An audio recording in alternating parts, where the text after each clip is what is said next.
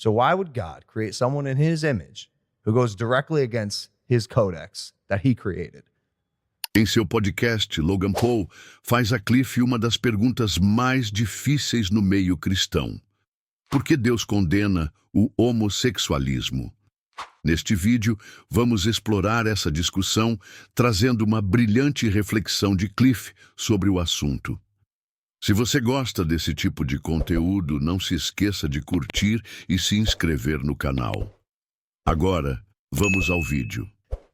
Why is there a Christian belief towards man and woman being the only union that is acceptable? Why is a belief set on abortion and X, Y, and Z scenarios? Bingo. Like, what? And once again, not me asking, but this is a big thing for through him. Mike.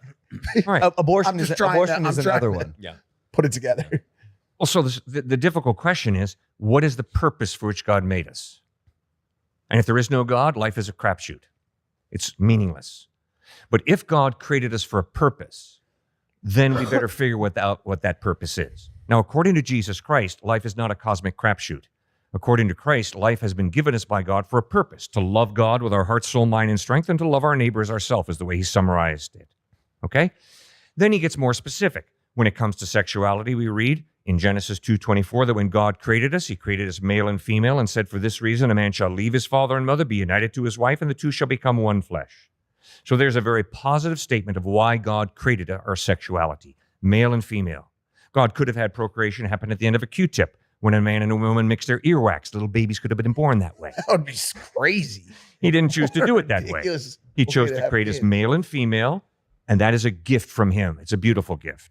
I never thought of this before, but does an omission from the scripture indicate a sin or a non-accepted way of producing a certain outcome? I.e., God presented to us Adam and Eve and said, man shall marry woman. But I'm sure you're going to give me passages, but was there anything in Genesis that said, but man shall not marry man or woman should not marry woman? Like, no. Genesis communicates that to have sex outside of a lifelong commitment between one man and one woman is not cool. Got it. Be fruitful and multiply. Sorry, I'm gonna mess up on the scripture a little bit. I need to brush back up. What's the exact scripture? He did say it's not cool. Well, no. You're exactly right. That's not in the Hebrew. What did he say? We're turning into Hebrew scholar here, man. Look at that. God said Genesis 7, this is not cool. Being gay ain't cool. I don't think that was, that wasn't in there, man. L's in the chat. What is it, though? What is the actual, what did you? Well, Genesis 2:24 is a clear statement about he creates us male and female to become husband and wife. Then in Genesis chapter 19, different sexual immorality is communicated there, different forms of sexual immorality. But why would God then create a male who's attracted to a male if, like, God created all of us? Why would he create someone that goes directly against, like guys, like being gay isn't a choice. No one, I think few people are like, oh, I'm attracted to the same sex. I believe. Isn't that changing though? Because I think the LGBTQ movement not too long ago said it's not a choice, but the queer movement now is saying it is a choice. Look. And they're like, hey. like hating each other. This is way above my pay grade. I don't know. I believe people are made that way. I happen to be heterosexual. I'm attracted to women. Attracted to one woman now. I believe you're attracted to who you're attracted to. Granted, things are super fluid now, and people are making decisions based on their environment, what they see, whatever. But I would argue that if I think certain people are just attracted to who they are attracted to. So why would God create someone in his image who goes directly against his codex that he created? I didn't expect you to look at me right there. All right. No. Well, I'll just say, briefly, I think it's, again, I think you have to, the people that I know who are SSA, same-sex attraction, the ones who have decided to live a life of celibacy, devoted fully to Christ, they have claimed this level of their own personal flourishing that is just beyond imagination. I've talked to some of these people, I've read a lot of their testimonies, and so I don't think ultimately that it excuses the pain, because we know different scholars who are incredible New Testament scholars who, based off the experience of a close loved one becoming gay or being born gay, they have changed their very interpretation of Scripture. And so it's so hard once you, like, just what you said, I totally agree in terms of how the experience plays into your own emotions.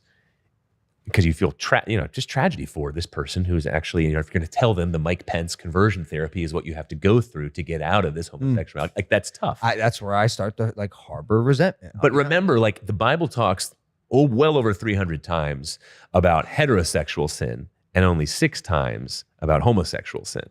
And so Christians want to put homosexuality on this crazy pedestal, and I think it's just because they find a level of disgust in it, which is really sad. I mean, all sin there's a form level of disgust that they would say.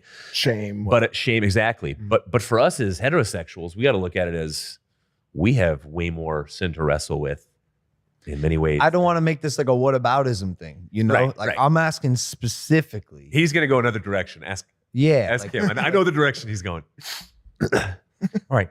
See, when you listen to yourself talk the way you did, I think there's a presupposition you've got, which is God created me the way I was born.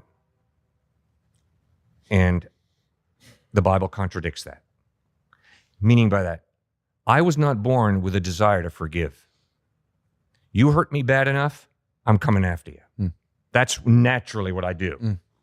So then I've got to ask myself the question, my desire to come after you and seek revenge, is that what God created me to do? Or did God create me to forgive? I was not born with a heterosexual drive to have sex with just one woman. I was born with a heterosexual drive to have sex with as many good-looking women as I could get into bed with me. This whole idea that God created me to be this way, no. I am born with something that Jesus in the Bible calls a readiness to sin factor. When I was a little kid playing in a sandbox with a buddy, I got ticked with a buddy. So ticked, I picked up a metal truck and slammed him over the head with it. The cops are still looking for you, by the way. Yeah, that's right. All right, it came very naturally. I never saw that behavior modeled from my environment. It was sort of an instinct. It just sort of happened. So this whole idea that every drive that I have that I'm born with is good, no, I've got a lot of drives that are not good. In fact, I'm a mixed up kid. That's why I need God's help, because I am a mixed up kid. So through that analogy, then, is it safe to say that you believe that it's not like you're saying homosexuality is a choice. You're not a choice, but a to someone's ability to forgive, which I think is a faulty. No. I think he was comparing have it. Sex with many different women. I don't have to. And the guy at the University of Arizona who said, I date. And I said, really? Why do you date? And he said, because I have a very high testosterone level.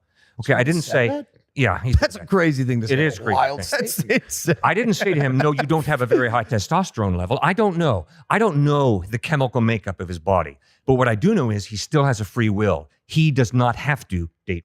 Right. I think it's a faulty analogy, Cliff. How? Because you're comparing that to like someone's intuition and who they're attracted to. Yeah, I'm attracted to many women. Are you attracted to men? No, Why not? because that's the way I'm hardwired. That's Okay. my So what chemicals. if someone is hardwired the exact opposite way, by their God, and then not accepted by their God because God's book says we don't accept you because you're this way? First of all, God accepts all of us. He loves all of us, all right? So everybody is loved. Everybody has equal value and dignity. The whole idea that I am more valuable because I'm a heterosexual is a joke. It's false. I'm not valuable before God because I'm heterosexual, right? God creates all human beings in his image, but we're all mixed up kids.